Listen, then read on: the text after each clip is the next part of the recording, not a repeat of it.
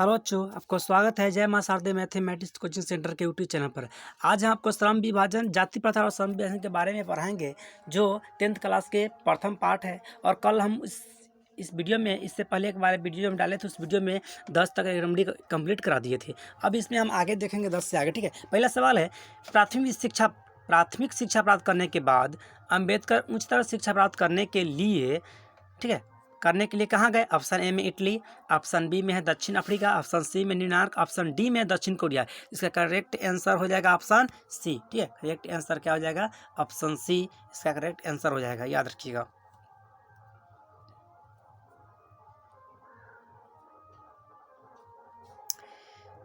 चलिए नेक्स्ट सवाल पर क्लिक करते हैं। अगला सवाल है, अंबेडकर चिंतन व रचनात्मक के लिए प्रेरक व्यक्ति थे। अंबेडकर चिंतन व रचनात्मक के लिए प्रेरक व्यक्ति थे। ऑप्शन ए में है बुद्ध, ऑप्शन डी में है कबीर, ऑप्शन सी में है ज्योतिबा फूले, तो ऑप्शन डी में इनमें से सभी। तो याद रखिएगा ऑप्शन क्या होगा आपका? इनमें से सभी हो जाएगा। ठीक है, ऑप्शन क्या हो जाएगा आपका? इनमें से सभी हो जाएगा। उसके बाद अगला है, जाति पाति तोरक मंडल भाषण लाहौर में कब हुआ? जाति पाति तोरक मंडल भाषण लाहौर में कब हुआ? तो ऑप्शन ए में है 1942 ईस्वी में, ऑप्शन 1940 में बी है, ऑप्शन सी में दिया 1936 में, ऑप्शन डी में 1938 में। इसका करेक्ट आंसर हो जाएगा ऑप्शन नंबर सी। ठीक है, ऑप्शन नंबर सी इसका करेक्ट आंसर हो जाएगा, याद रखिएगा। ठीक है, ऑप्शन नंबर क्या? सी। अगला प्रश्न है, श्रम विभाजन और जाति प्रथा क्या है? श्रम विभाजन और जाति प्रथा क्या है? तो श्रम विभाजन और जाति प्रथा क्या है? तो श्रम विभाजन और जाति प्रथा ऑप्शन ए में है कहानी, ऑप्शन बी में है भाषण, ऑप्शन सी में है निबंध, ऑप्शन डी में है सत्याकार। तो ऑप्शन सी आंसर होगा, इसका करेक्ट आंसर आपका क्या हो जाएगा? ऑप्शन सी हो जाएगा, यानी निबंध, ललित निबंध। याद रखिएगा, अगर निबंध दिया हुआ है, ठीक है, अगर आगे से पूछा ललित निबंध तो क्या होगा? ललित निबंध। अगला सवाल है, नेक्स्ट सवाल में देखिए, निम्नलिखित रचनाओं में से कौन सी रचना डॉक्टर अंबेडकर की है? निम्नलिखित रचनाओं में से कौन सी रचना डॉक्टर अंबेडकर की है? पहला है the casters in India, option B में है the untouchables, who are they, option C में हु आर सुधराज, और ऑप्शन डी में इनमें सभी। तो याद रखिएगा इनमें सभी है। ठीक है, ऑप्शन करेक्ट आंसर क्या जाएगा आपका? Option D. ऑप्शन डी क्या हो जाएगा आपका? करेक्ट आंसर हो जाएगा, याद रखिएगा। ठीक है, अगला सवाल है, आधुनिक सभ्य समाज श्रम विभाजन को आवश्यक क्यों मानता है? आधुनिक सभ्य समाज श्रम विभाजन को आवश्यक क्यों मानता है? ऑप्शन ए में है कार्यकुशलता के लिए, ऑप्शन बी में है भाईचारे के लिए, ऑप्शन सी में है रूढ़िवादिता के लिए, और ऑप्शन डी में है इनमें से कोई नहीं। ठीक है, तो याद रखिएगा इसका आंसर क्या हो जाएगा? याद रखिएगा इसका करेक्ट आंसर हो जाएगा कार्यकुशलता के लिए आधुनिक सभ्य समाज क्या मानते हैं? आवश्यक मानते हैं श्रम विभाजन को। ठीक है, ऑप्शन ए। अगला सवाल है,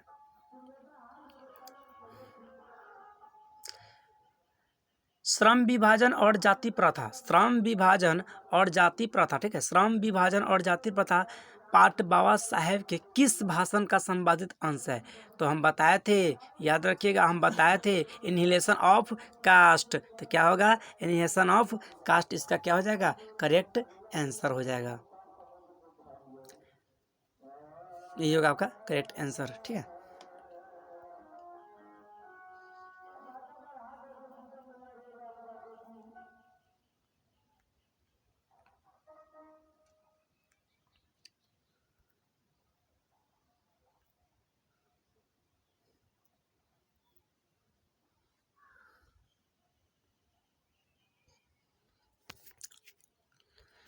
अगला सवाल है,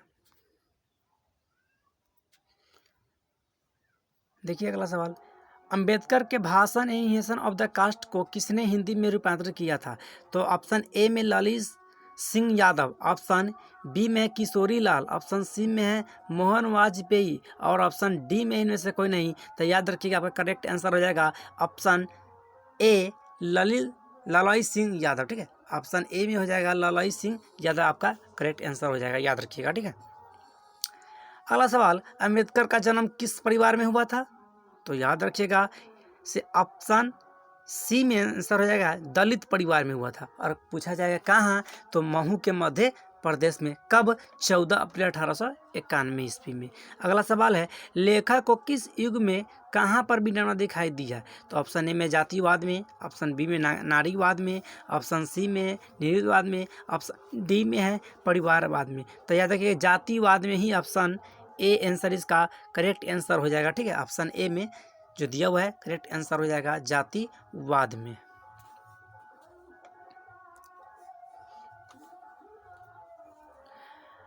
आगे है, डॉक्टर अंबेडकर के माता जी का नाम क्या था? डॉक्टर अंबेडकर जी के माता जी का नाम क्या था? तो याद रखिएगा डॉक्टर अंबेडकर जी के माता जी के नाम भीमाबाई था। क्या था? भीमाबाई था। ये हो जाएगा आपका करेक्ट आंसर डी। अगला सवाल है, डॉक्टर अंबेडकर ने पीएचडी की उपाधि कब धारण की थी? डॉक्टर अंबेडकर ने पीएचडी की उपाधि कब धारण की थी? ऑप्शन करेक्ट आंसर आपका हो जाएगा ऑप्शन सी 1916 ईस्वी में। याद रखिएगा ऑप्शन सी 1916 ईस्वी में याद रखिएगा। ठीक है, अगला सवाल, लेखक की दृष्टि में विडंबना की बात क्या है? लेखक की दृष्टि में विडंबना की बात क्या है? तो लेखक की दृष्टि में विडंबना की बात है, याद रखिएगा जातिवाद के पुस्तकों की कमी नहीं है। Option A correct answer. उसके बाद देखिए अगला सवाल, लेखक की दृष्टि में आदर्श समाज कैसा होना चाहिए? लेखक की दृष्टि में आदर्श समाज कैसा होना चाहिए? तो जिसमें स्वतंत्रता, समता और नत्व का भाव हो। तो ऑप्शन ए याद रखिएगा क्या होगा आपका करेक्ट आंसर हो जाएगा। ठीक है, करेक्ट आंसर हो जाएगा आपका।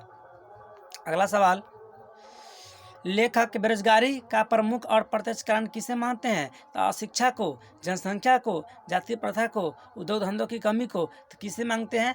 अशिक्षा को नहीं मानकर। ठीक है, अशिक्षा तो पहले जाति प्रथा की, पहले क्यों है इसमें जाति प्रथा दिया हुआ है। ठीक है, तो बेरोजगारी का सबसे प्रमुख कारण है वो जाति प्रथा, क्योंकि आप क्या इससे क्या होता है, जाति प्रथा के हिसाब से जॉब मिलता है, तो जाति प्रथा को ही ना बेरोजगारी का माना जाएगा। अगर कि जो बड़े घर के है तो बड़े घर के ही जॉब उसको मिलेगा, क्या निम्न वर्ग के नहीं ना मिलेगा। तो जाति प्रथा इसका करेक्ट आंसर हो जाएगा। अब अगला सवाल 26 सवाल है, देखिए तो 26वां number, the casters in India their mechanism किनकी रचना है? तो डॉक्टर भीमराव अम्बेडकर जी की रचना है। याद रखिएगा परफेक्ट आंसर। याद रखिएगा 2022 में यही सवाल पूछा जाएगा। ठीक है, 2022 में यही सवाल पूछा जाएगा। याद रखिएगा 2022 में यही सवाल पूछा जाएगा। अगला सवाल है,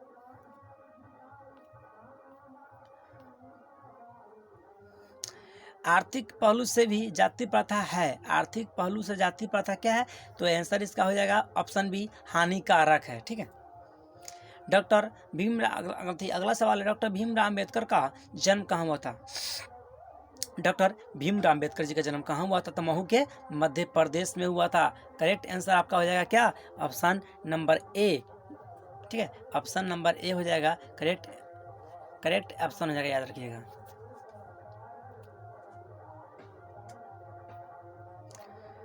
अगला सवाल है, डॉक्टर अंबेडकर ने किस पत्रिका का संपादन किया था? तो उज्जवल भारत, उड़ता भारत, बहिष्कार भारत और पुरस्कृत भारत। तो ऑप्शन होगा बहिष्कृत भारत पुरस्कार। जो यही है, जो बहिष्कृत भारत, यही पत्रिका है जिसे डॉक्टर अंबेडकर जी ने, ठीक है, संपादन किया था।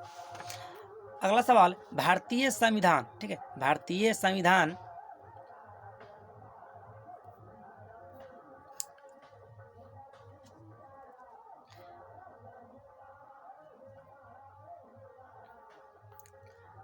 अगला सवाल है आपका,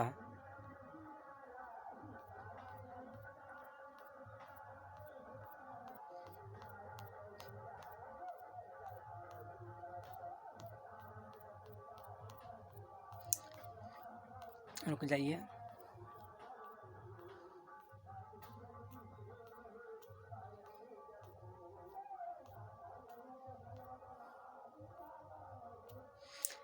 भारतीय संविधान का निर्माता के रूप में हम किन्हें जानते हैं? तो भारतीय संविधान के निर्माता के रूप में हम किन्हें जानते हैं? तो याद रखिएगा भीमराव अंबेडकर जी को हम जानते हैं। भारतीय संविधान के निर्माता के रूप में हम किन्हें जानते हैं? तो डॉक्टर भीमराव अंबेडकर जी को जानते हैं, जो संविधान की रचना की है, संविधान लिखे। ठीक है, अगर आपसे पूछा जा सकता है कि भारतीय संविधान कितने दिनों तैयार हुआ था? तो याद रखिएगा 2 वर्ष 11 माह 18 दिन।